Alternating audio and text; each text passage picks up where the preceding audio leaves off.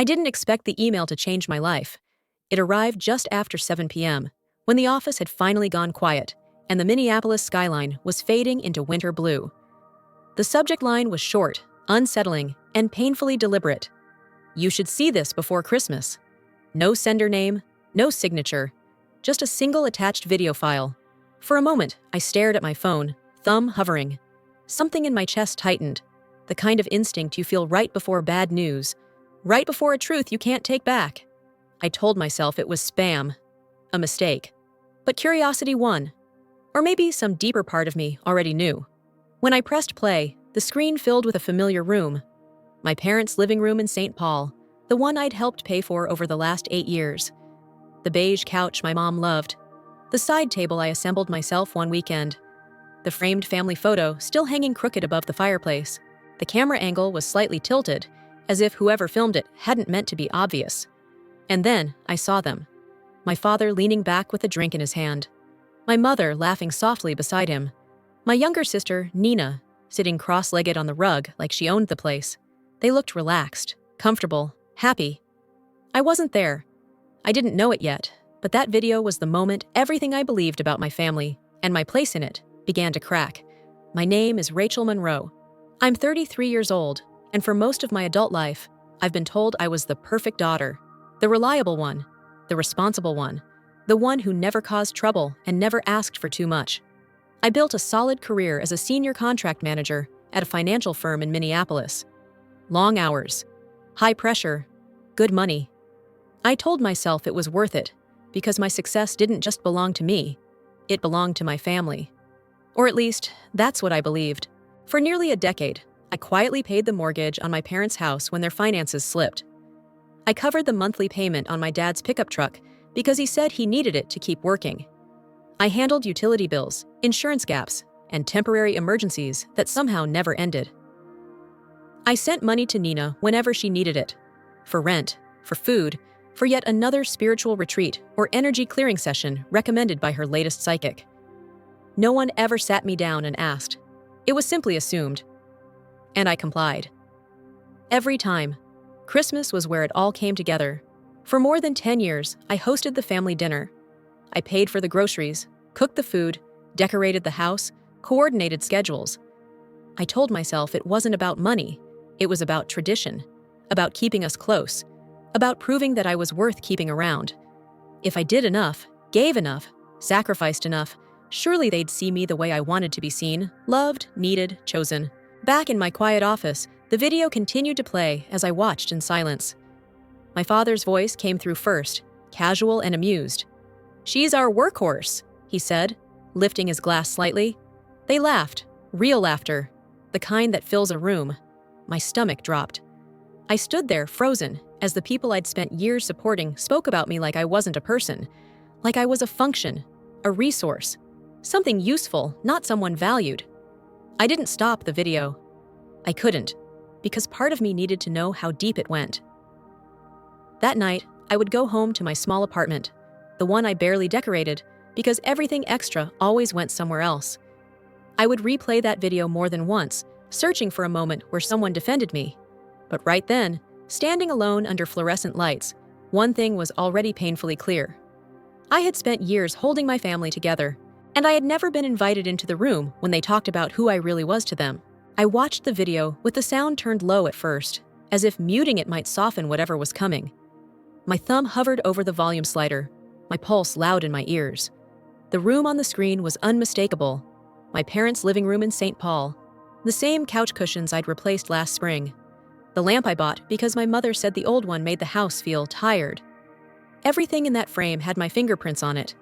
The camera wasn't steady. It trembled slightly, like whoever recorded it hadn't planned to, or maybe hadn't meant to keep it. The angle was off, cutting off part of the ceiling, tilting toward the coffee table. That detail stayed with me. The fact that this wasn't staged, this was casual, real. I turned the volume up. My father was mid-sentence, relaxed in a way I rarely saw when I was around.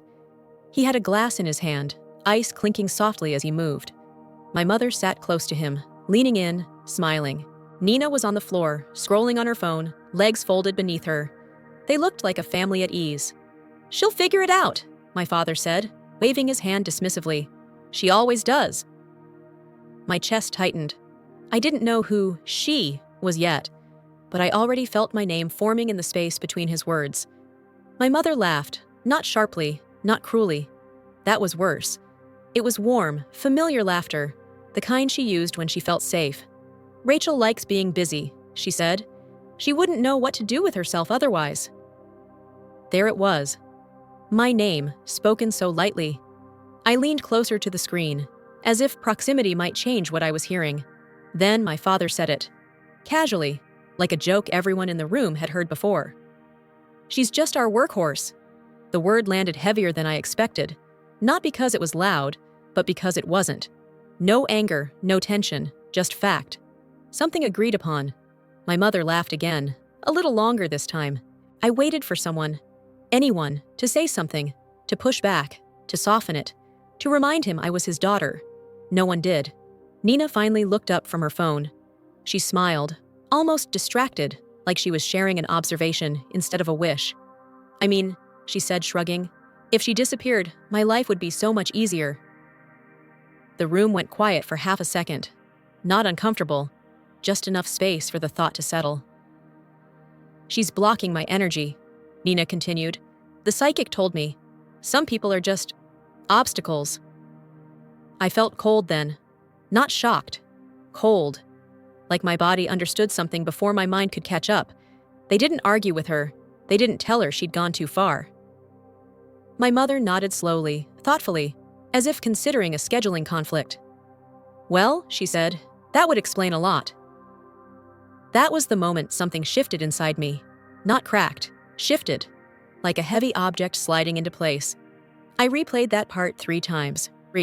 Not because I hoped I'd misheard, but because I needed to be sure I hadn't imagined the ease in their voices, the comfort, the absence of guilt.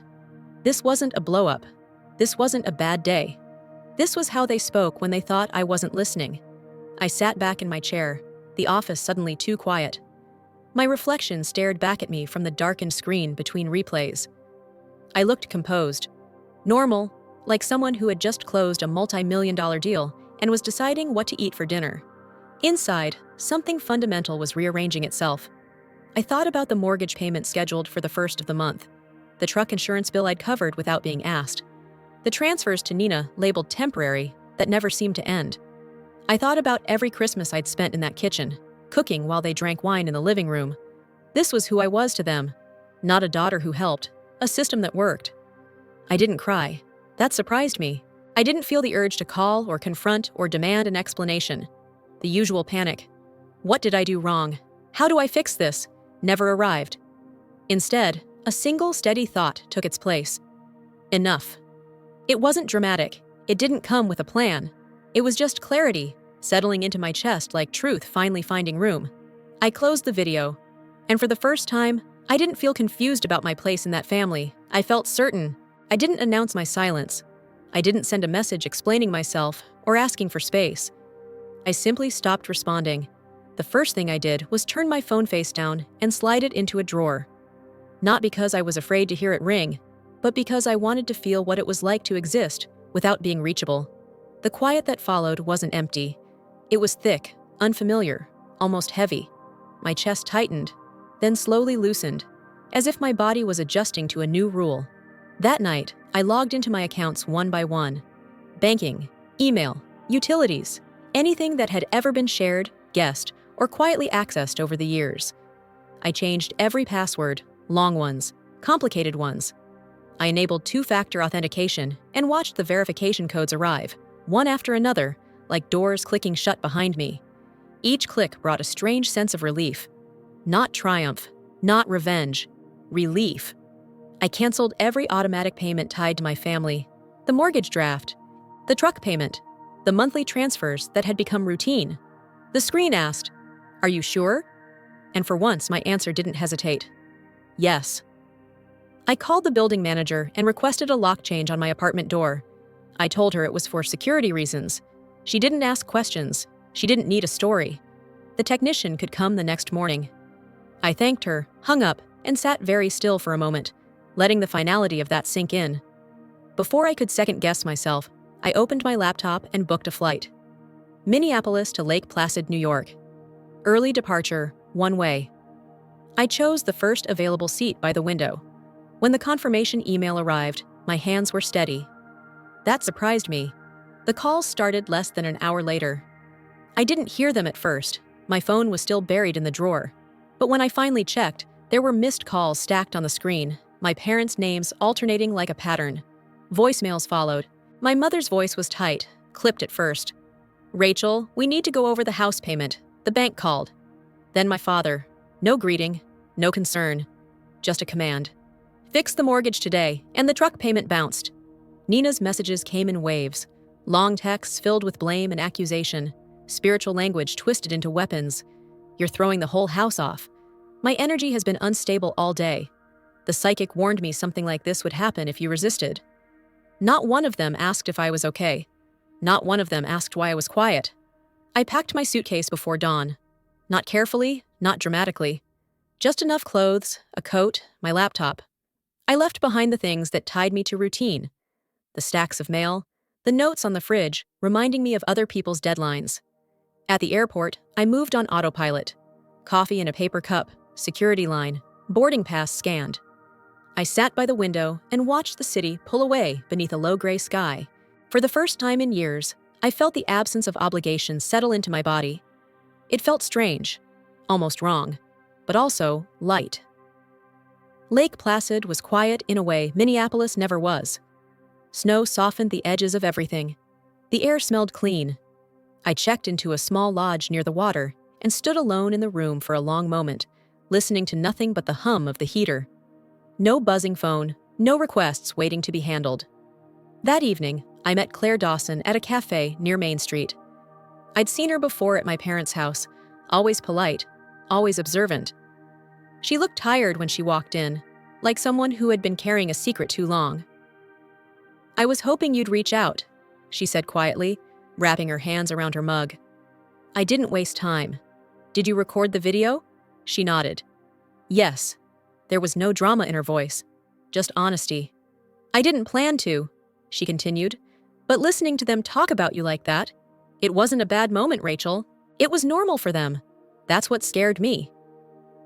She told me how she'd stepped away for a moment, how the conversation had shifted effortlessly into mockery, how no one hesitated, how she pulled out her phone because she needed proof that it was real.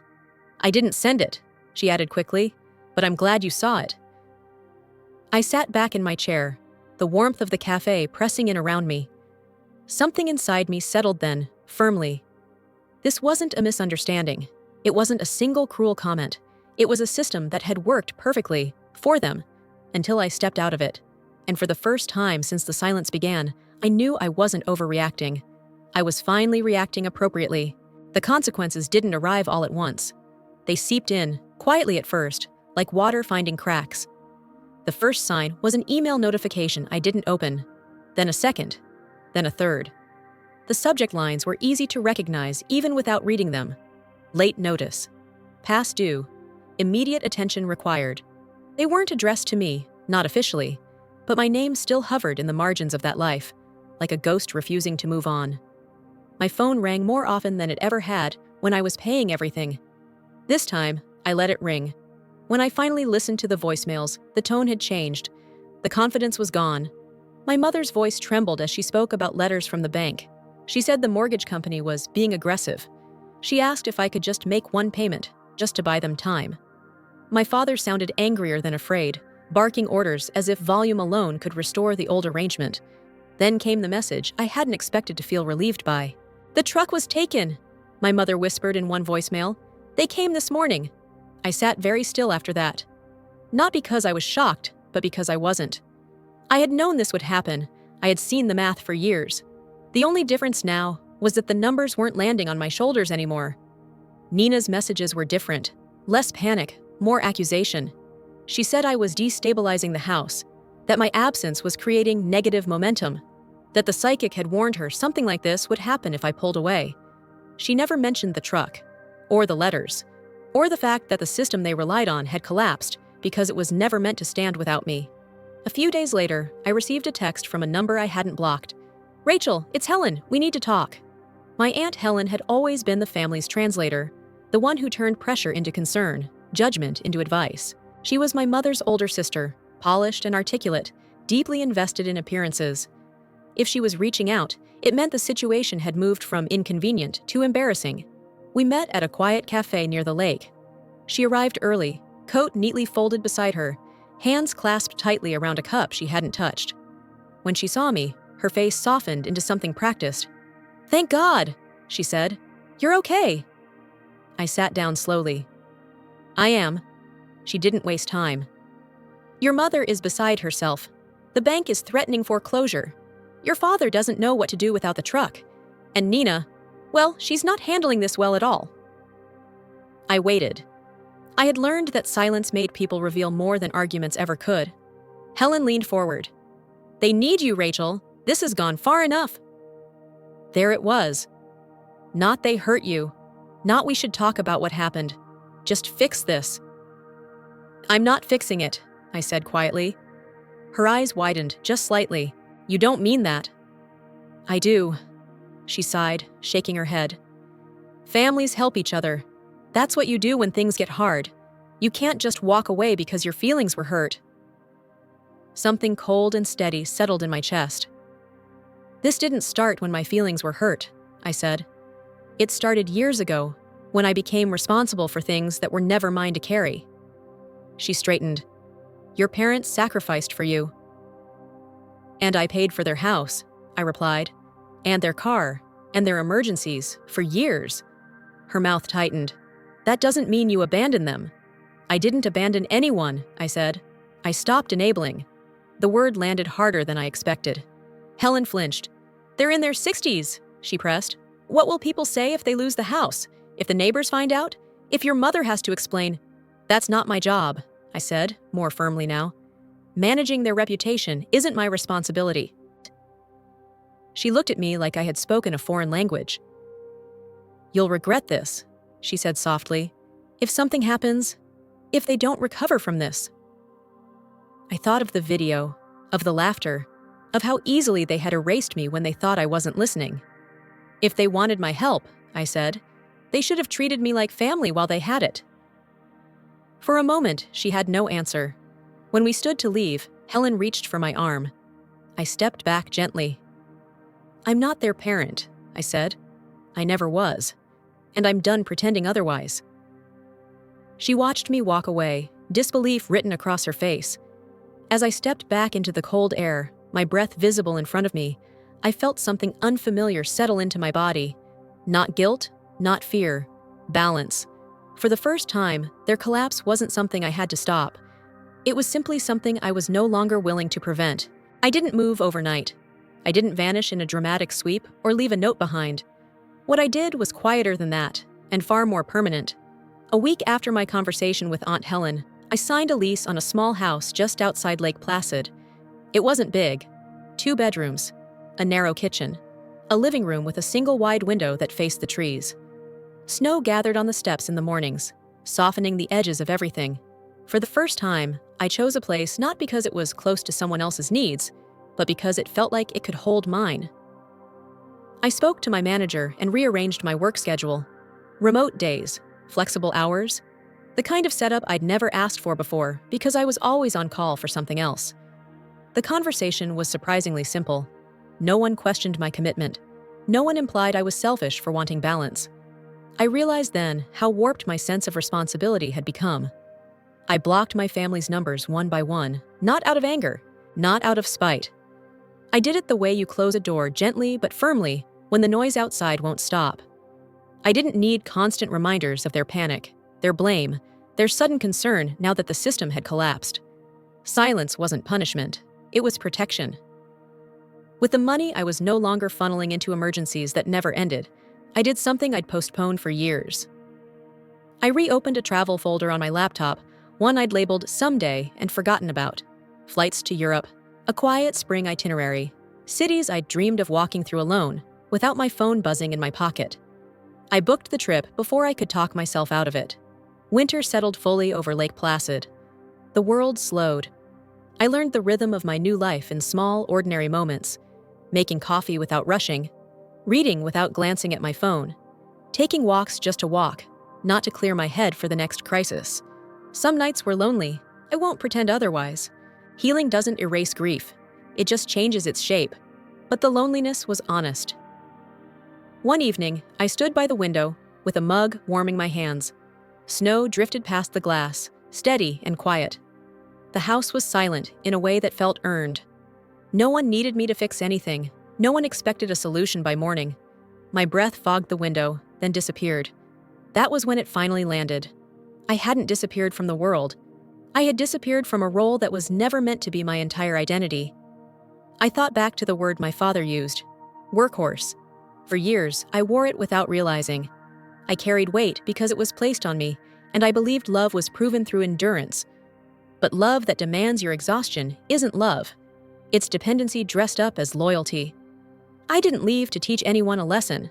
I didn't leave to be vindicated. I left because staying meant erasing myself a little more every year, and I had finally reached the point where silence felt healthier than explanation. Some people will never understand that choice. They will call it cold. They will call it selfish. They will rewrite the story so they don't have to face their part in it. I no longer correct them. From my window, the world looks wide, open, possible. I don't know exactly what comes next, and for the first time, that doesn't scare me. I'm learning that peace isn't loud. It doesn't announce itself. It arrives when you stop negotiating your worth. If you've listened to this story from the beginning to the end, I want to hear from you. Tell me in the comments where you're listening from right now. And if this story resonated with you, if you've ever felt trapped in a role you didn't choose, please like and subscribe. There are more stories like this coming, and you're not alone in hearing them.